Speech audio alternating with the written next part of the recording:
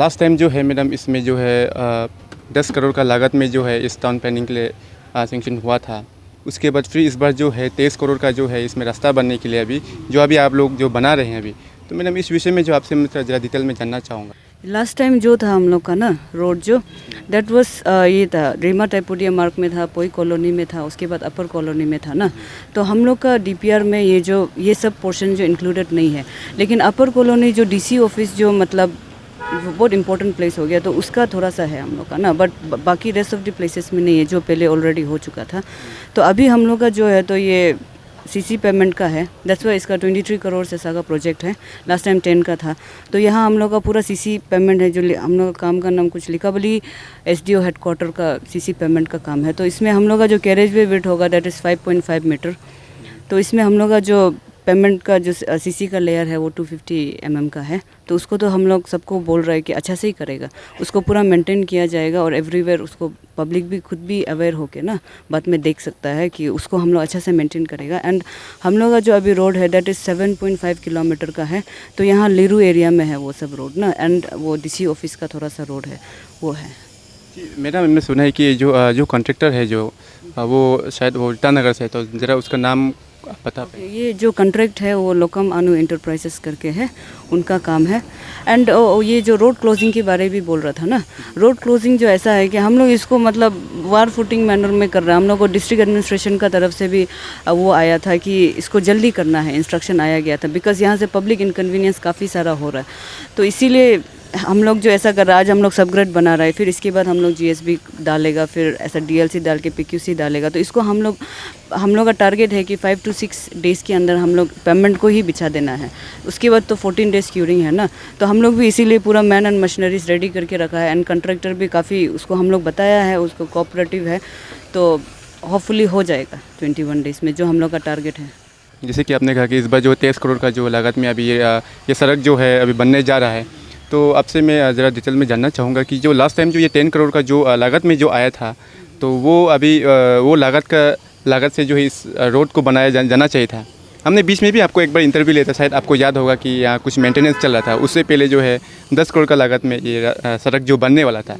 तो मैडम ये 10 करोड़ कहाँ गायब हो गया, या किस वजह से जो है ये काम जो बंद हो गया, रास्ता क्यों नहीं बन पाया, उस विषय में आप क्या कहेंगे? ये 10 करोड़ का काम में हम लोग का बीटी का था रोड जो ना, फ्लेक्सिबल पेमेंट का था। तो उसमें खाली सिंगल लेन का था।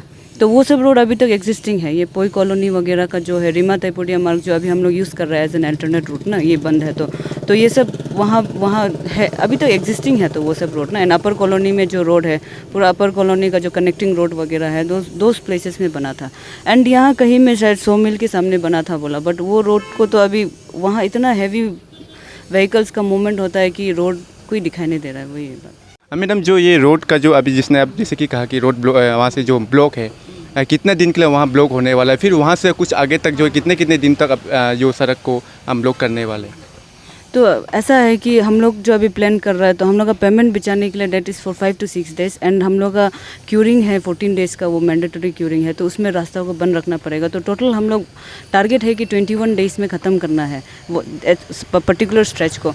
तो जैसे ही ये चलते रहेगा, तो हम लोग प्लान कर रहे हैं कि बाकी दूसरा जगह स्ट्रेच चूज़ करेगा। तो प्रेफरेबली बैडमिंटन कोर्ट साइड या फिर वही एरिया में ना, वो एरिया में करने का प्लान है, ताकि पब्लिक मूवमेंट को जितना कम हो सकेगा उतना डिस्ट्रप्शन, मतलब जितना कम डिस्ट्रप्शन हो सकेगा उतना। तो उसी को हम लोग अभी थोड़ा और डिस्कशन करेगा कि कौन सा रोड को फिजिबल होगा। तो पब्लिक से भी थोड़ा जो यहाँ का सीनियर सिटीजन है उन लोग से एडवाइस लेके अभी इसका नेक्स्ट स्ट्रेच को भी डायरेक्टली अभी स्टार्ट मतलब प्लान में है कि उसको भी कंटिन्यू करते जाएगा, क्योंकि ये रोड तो इंटायरली 7.5 किलोमीटर का है। तो फिर हम लोग ये जो पहला इसको चूज़ किया उसका भी ये है कि ये एंट्रेंस भी है, प्लस ऐसा है कि यही एक सेक्शन है जहाँ मतलब रोड को फुली क्लोज करना पड़ रहा है। और एल्स तो यहाँ बाकी सारा प्लेसेस में कनेक्टिंग रोड है, तो उसमें इशू नहीं होगा। तो उसको हम लोग ये देख के करेगा कि कनेक्टिंग रोड जितना होगा तो उसको हम लोग मिला के करेगा, ताकि पब्लिक जितना डिस्ट्रप्शन हो सके कम हो सकेगा उतना होने के लिए ना। डीपीआर के हिसाब से बन रहा है या किस तरह से? नहीं, डीपीआर के हिसाब से बन रहा है। इसको हम लोग प्रॉपरली इसका ऊपर डिस्कशन भी हुआ है, बहुत सारा डिस्कशन हुआ, क्योंकि ये बहुत लॉन्ग अवेटेड रोड प्रोजेक्ट है एंड पूरा मतलब बहुत इंपॉर्टेंट सा रोड प्रोजेक्ट है हम लोग का लिकाबली एरिया का। तो इसीलिए इसका ऊपर में तो हम लोग ऐसा है कि जो PQC का लेयर है उसमें भी हम लोग का एक गाइडलाइन आया था CMC SRDP का कि उस तरह से बनो, तो उसका जो स्पेसिफिकेशन उसी हिसाब से बन रहा है। तो उसमें 5.5 मीटर कैरेज वे विड्थ है, 1.5 मीटर 1.5 मीटर बोथ साइड में ड्रेन्स है एंड 0.6 मीटर का CC ड्रेन होगा। तो CC ड्रेन जो ऐसा है कि कुछ कुछ प्लेसेस में ऑलरेडी एग्जिस्टिंग है, कुछ कुछ प्लेसेस में WRD का ड्रेन को यूज़ करेगा, ऐसा करके वो मिला के किया जाएगा, ऐसा है। ये लास्ट क्वेश्चन मैं आपसे ये जानना चाहूँगा कि अभी मैडम जो यहाँ जो ड्रेन बन रहा है अभी यहाँ, तो अभी सड़क जो जैसे कि आप देख सकते हैं सड़क के ऊपर जो है ड्रेन है, तो ये आप क्या सोचते हैं कि ये रोड को किस तरह से बनाया जाना चाहिए? क्योंकि अगर ड्रेन से अगर ये सड़क नीचे होगा तो ऑब्वियसली जो है ये सड़क जो है ख़राब होने का चांसेस ज़्यादा है। तो उसके ऊपर विषय में आप लोगों ने क्या प्लान किया है, किस तरह से बनाने का? एक्चुअली ऐसा है, बहुत सारा प्लेसेस में स्पेशली ये जो डिस्ट्रिक्ट हॉस्पिटल लोग के आगे में ड्रेन जो काफ़ी ऊपर है, तो इतना ऊपर उठा देने से फिर ये है कि सराउंडिंग एरिया के लिए प्रॉब्लम हो जाता है, क्योंकि उनका ड्रेन फिर कहाँ जाएगा। तो हम लोग का ऐसा है कि रास्ता की दूसरा पार में जहाँ जहाँ ज़्यादा ऊंचा होगा वो ड्रेन जो, तो वहाँ हम लोग अदर साइड में एक ड्रेन बना देगा, सीसी ड्रेन ना, वही फिजिबल रहेगा। या तो ऐसा हो जाता है कि अभी पब्लिक का घर जो ज़्यादा नीचे हो जाने से उनका आउटलेट नहीं रह जाता है, फिर ऐसा करके हम लोग सारा ड्रेन को नहीं उठा सकते, वही इशू है। हम लोग का शुरू में प्लान था कि हम लोग पूरा रोड को ही उठा देगा, फिर सोचा कि पब्लिक का प्रॉब्लम हो, क्योंकि टाउनशिप रोड है, जैसे कि मेजर हाईवे होने से तो आप एम्बैंकमेंट दे के उठा सकते हैं, क्योंकि वहाँ हैबिटेशन का इतना नहीं होता है। बट यहाँ तो पूरा हैबिटेशन सेटल्ड है ना, फिर उनका ड्रेन को ऊपर तो नहीं ले जा सकता है, तो वही इशू था। तो हम लोग ऐसा प्लान किया कि ऑफकोर्स थोड़ा तो रास्ता उठेगा, लेकिन कोशिश करेगा कि इतना मतलब जहाँ जहाँ हैवी हैबिटेशन है वहाँ इतना ज़्यादा नहीं उठेगा। मतलब जैसे हम लोग का 45 सेंटीमीटर ऐसा तो रोड से उठ जाएगा, वो भी बहुत मेजर होगा ड्रेनेज के लिए ना। तो ऐसा उठा के फिर वो है जहाँ जहाँ वो है तो वहाँ हम लोग अल्टरनेट बना देगा, एंड जहाँ वहाँ कोई जगह में तो उसका ग्रेडियंट मिल के रोड का लेवल में है तो उसमें उसको यूज़ करने की कोशिश करेगा। इसलिए हम लोग का ड्रेन थोड़ा कम है रोड से ना, क्योंकि ऑलरेडी ड्रेन है तो फिर डुप्लीकेसी हो जाएगा बोल के, वही था। एंड ये सब चल रहा है तो हम एक्चुअली पब्लिक को भी थोड़ा बोलना चाहते हैं थैंक यू बोल के, क्योंकि आप लोगों को भी बहुत सारा डिस्कम्फर्ट हो रहा है, उसके लिए हम भी थोड़ा माफ़ी भी चाहते हैं, लेकिन थोड़ा कोऑपरेट कर दो बोल के एक रिक्वेस्ट भी है। अभी तक तो काफ़ी सारा कोऑपरेशन मिला है, बहुत अच्छा कोऑपरेशन मिला है from district administration, from police department, and जितना अभी पब्लिक से भी इंटरेक्शन हुआ है सबसे काफ़ी सारा पॉजिटिव कोऑपरेशन मिला है। तो आगे भी जितना रोड का वेट है मिलते रहने से अच्छा है ना, एंड पब्लिक से वही रिक्वेस्ट है थोड़ा कोऑपरेट कर देना है। एंड ये एक यहाँ है कि ये बन रहा है तो अल्टरनेट रूट के लिए हम लोग जो चूज़ किया है तो रीमा टाइपोडिया मार्ग ना, वहाँ से हायर सेकेंडरी से होके वो जो हाईवे में निकल जाता है, एंड फिर ये सैटरडे मार्केट का जो रोड है वो सबको अल्टरनेट यूज़ करने के लिए। चर्च के आगे थोड़ा मेंटेनेंस भी हुआ है ना वो सब रिगार्डिंग, तो वही है। वहाँ से पब्लिक लोग को थोड़ा दिन के लिए ना, इसके बाद से इतना इश्यूज़ नहीं होगा, बिकॉज ये बन जाने के बाद बाकी स्ट्रेचेस तो जैसे बोला कनेक्टिंग रोड है वहाँ पे, तो होपफुली थोड़ा कोऑपरेट कर देने से ठीक है।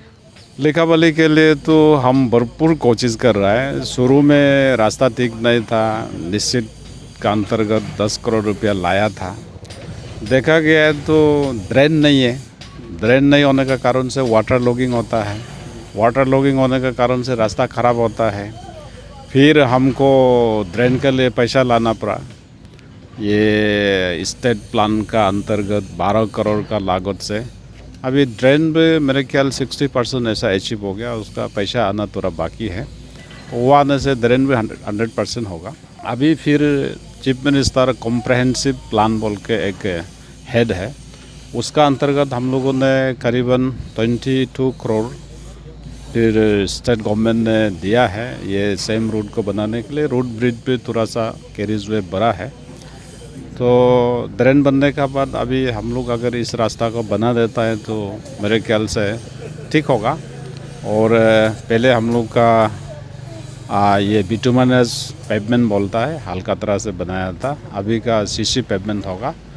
इसलिए मैं पब्लिक को भी ये आप लोग का माध्यम से रिक्वेस्ट करना चाहता हूँ कि कोऑपरेट करना है। थोड़ा मोड़ा ज़मीन 1-2 मीटर में कोई फ़र्क नहीं पड़ेगा, रास्ता बार बार पैसा गवर्नमेंट नहीं देगा, इसलिए अभी जो बना रहा है उसको सही सलामत बनाने देना है, कोई ऑब्स्ट्रकल नहीं देना है डिपार्टमेंट को। और डिपार्टमेंट को भी मैं आप लोग का माध्यम से बोलना चाहता हूँ, क्वालिटी में बिल्कुल भी कॉम्प्रोमाइज़ नहीं करना है, जैसे बनाना चाहिए ऐसा बनाना है। बार बार सरकार तो पैसा नहीं देगा और आपका क्वालिटी में कुछ कॉम्प्रोमाइज़ होगा, लो क्वालिटी होगा तो यहाँ का वासियों को तकलीफ मिलेगा। तो इसलिए सब जागरूक होना है सब मिल करके। ये डेवलपमेंट तो मेरे लिए नहीं, कोई पीडब्ल्यूडी के लिए नहीं है, गवर्नमेंट ऑफ अरुणाचल के लिए नहीं है, ये तो प्योरली यहाँ का निवासी के लिए है। लिकावली टाउनशिप में जो बसा है वो लोग के लिए है। सब मिल करके कॉन्ट्रैक्टर को भी अच्छा कॉपरेशन देना है, डिपार्टमेंट को भी कॉपरेशन देना है। क्वालिटी में कुछ कमी है तो ये लोग को सुधारने के लिए बोलना है। तो ऐसा करके हम लोग ये रास्ता को अभी शुरू कर दिया। मेरे ख्याल जल्दी खत्म होगा। सर अभी जो मार्केट साइड एरिया जो है सर, क्योंकि हमारा अरुणाचल का जो डिस्प्यूट एरिया जो पड़ता है सर, उसमें भी जो सड़क को लेकर थोड़ा सा कुछ कंट्रोवर्सी में था, तो उसके लिए आप क्या कहना? नहीं, वो कंट्रोवर्शियल तो अभी बिल्कुल नहीं होगा। हम लोग रीजनल कमेटी मीटिंग बैठ चुका, तो रीजनल कमेटी में हम लोग डिसाइड किया है कि वो एरिया को भी हम लोग दौरा करेगा। कमेटी दौरा करके वो बाउंड्री डिस्प्यूट को भी हम लोग जो जल्दी उसको सेटल करने की कोशिश कर रहा है। जब वो सेटल हो जाएगा तो कोई इशू नहीं होगा। लिकावली में जो अभी जो सड़क बन रहा है, इस सड़क को देख के आपको क्या लगता है कि ये सड़क इस बार ठीक बन पाएगा या नहीं? क्योंकि पहले भी ये जो है 10 करोड़ का लागत में जो है ये सड़क को बनाया गया था, मगर वो 10 करोड़ अभी कहाँ गायब हो गए वो कुछ पता नहीं है। मगर फ़िलहाल अभी जो है 23 करोड़ का जो है लागत में अभी ये सड़क जो बनने वाला है, तो इसमें अगर इस बार ये रोड का कंडीशन अगर ठीक नहीं होता है तो आप लोगों के तरफ से GYO के तरफ से क्या स्टैंड करेंगे? जी, सबसे पहले तो thank you so much zoom digital media. तो आपका इस चैनल के माध्यम के तरफ से मैं कुछ बोलना चाहूँगा। तो एक्चुअली ये जो रोड है इसको हम लोग बोलता है लिकावली में, इसका नाम दिया गया है रेमा तैपोदिया मार्ग ना। तो हमारा फॉर्मर जो मिनिस्टर था उसका नाम से दिया गया है। तो अर्लियर 10 करोड़ का सेंक्शन हुआ था, तो कुछ कारणवश से मतलब ये नहीं हो पाया। तो पुराने बातों को भूल जाते हैं ना, चोरों कल की बातें, कल की बात पुरानी ना। तो फर्स्ट में जो हुआ था उसको तो मैं दोहराना नहीं चाहूँगा। तो जैसे कि मैं अभी देख रहा हूँ कि बहुत अच्छा से सर्विस चल रहा है, काम चल रहा है ना। तो जैसे कि फोक लेन भी है, जेसीबी है और खुदाई भी बहुत अच्छा से हो रहा है। और जैसे कि मैंने थोड़ी देर पहले भी देखा था कि हमारा डिप्टी स्पीकर आपला श्री कार्दो नियोर जी भी खुद आके वेरिफिकेशन कर रहा था, स्पॉट वेरिफिकेशन कर रहा था। और मैंने खुद देखा PWD का AE नियोर मैडम। तो इसी तरह से अगर काम चलता रहा तो बहुत अच्छा बात है। इस रोड को मैं इस तरह से देखता हूँ कि ये रोड एक तरफ से लिकावली का चेहरा है ना, क्योंकि इसी रोड से रेमा तैपोदिया मार्ग से ही होके हमारा गवर्नमेंट हायर सेकेंडरी जाता है, लुरु स्कूल जाता है, मेडिकल जाता है, चिदुम चिको ग्राउंड जाता है जो कि हमारा जनरल ग्राउंड है। और जैसे कि टूरिस्ट हो गया तो वो अगर सीजी हिबू भी अगर वो जाना चाहेगा, इस टूरिस्ट प्लेस का अगर लुत्फ़ उठाना चाहेगा तो वो भी इसी रोड से होके गुजर के जाता है। तो इसलिए मुझे लगता है कि ये रोड बहुत ही मतलब इम्पोर्टेंट रोड है लिकावली का लेना। ये एक प्रकार से लिकावली का चेहरा है। तो इसलिए मैं जितना भी कंसर्न डिपार्टमेंट है और हमारे डिप्टी स्पीकर आपला से भी मैं दरख्वास्त करना चाहूँगा कि इस रोड को, क्योंकि ये लिकावली का एक चेहरा है ना, तो इसको काइंडली सीरियसली लेके कंसर्न डिपार्टमेंट भी अच्छी तरीके से करना चाहिए। और साथ ही साथ मैं ये भी कहना चाहूँगा ऐसे गालो यूथ ऑर्गेनाइजेशन का कन्वेनर, इंग्लिश में एक इडियम है, एक फ्रेज है, हिंदी में बोला जाए तो एक कहावत है, all that glitters is not gold. उसका मतलब ये है कि जो भी चीज़ चमकीला हो वो सोना होना ज़रूरी नहीं है ना। शुरू में तो हर चीज़ एट्रैक्टिव लगता है लेकिन वो वैल्यूएबल होना ज़रूरी नहीं है। तो अगर इसमें कहीं भी गालो यूथ ऑर्गेनाइजेशन को अगर लू एंड फॉल्स मिला तो गालो यूथ ऑर्गेनाइजेशन का इंटरवेंशन होगा, क्योंकि ये हमारे समाज का, गालो समाज का लिकावली एक वेलकम गेट है ना, एक प्रकार से वेलकम गेट है। लिकावली से ही आपका लपारादा जाता है, लिकावली से आपका वेस्ट सियांग जाता है, लिकावली से आपका सीओमी जाता है, लिकावली से आपका दुमपुरी जो जाता है, मारो जाता है। तो वन टाइप ऑफ ये लिकावली का गेटवे है। तो और ये रेमा मार्ग लिकावली का चेहरा है, क्योंकि मालिनी मंदिर घूमने के बाद कोई यहाँ से सीजी हिबू भी घूमने के लिए भी जा सकता है ना, जैसे कि मैंने बताया। तो हमारा गालो यूथ ऑर्गेनाइजेशन अपने टीम के साथ डिस्कस करके अगर कहीं भी अगर यहाँ लू एंड फोर्स हुआ तो गालो यूथ ऑर्गेनाइजेशन का ज़रूर मतलब इंटरवेंशन होगा और हम ज़रूर इसको वॉच करेगा कि इसका काम कैसे चल रहा है।